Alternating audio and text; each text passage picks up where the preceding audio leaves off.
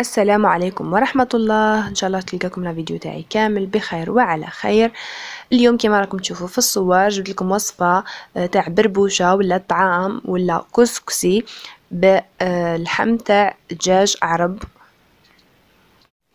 يعني قازي معربن ولا كيما يقولوا اخرين اللي متربي يعني في الريف الطبيعة، ماهوش دجاج المزارع ولا تاع البرارك.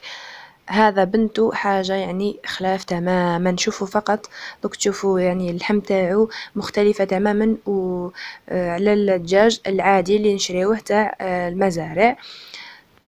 يعني الدجاج تاع البرارك اللي راهو يعني التغذيه تاعو ماهي موش تغذى طبيعيا، راهم يضيفوا له دواوات وهرمونات.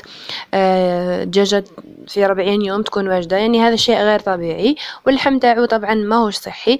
اما الدجاج اللي يتغذى غذاء يعني طبيعي، علف طبيعي، ياكل من خشاش الارض، فاللحم تاعو مختلف تماما، حاجه واحده اخرى خلاص.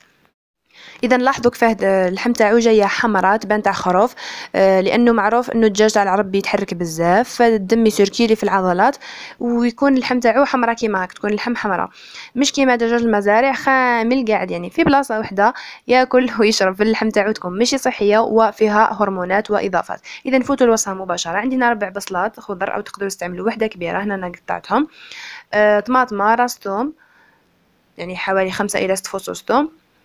راح نضيف الزيت ونضيف اللحم ونخلي الكيكوطه تاعي تتقلى شويه.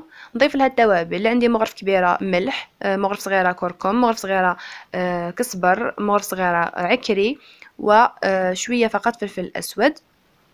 تقدروا ديروا عكري حار وحلو في زوج. نضيف التوابل ونخلي البرمه تتقلى. اذا هنا ضفت مغرف كبيره تاع طماطم وضفت الحمص اللي كنت مرنخاتو ليله من قبل. بعد ما تقلى الكيكوطه مليح راح نمرق بماء يكون سخون ونخلي حتى يطيب الدجاج والحمص تقريبا، يعني قريب يكملوا يطيبوا. راح نحط الجزر يكمل يطيب معاهم. هنا كي تقرب ثاني زراد يطيب راح نطيش البطاطا لانها ثم تطيب ما تديش وقت. واخر حاجه قبل ما نطفي النار نضيف الفلفل، طبعا اختياري. اذا بعد ما تطيب الخضره تاعي هاوليكم في صحن التقديم بربوشة ولا طعام بالدجاج بنين يسخف، صدقوني البنة تاعو ماشي كيما الدجاج العادي طول. جربوه وردوا لي بالخبر. اذا هذه كانت وصفتنا لنهار اليوم.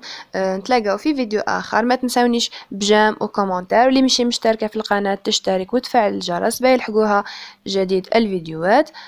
تبقوا على خير. سلام.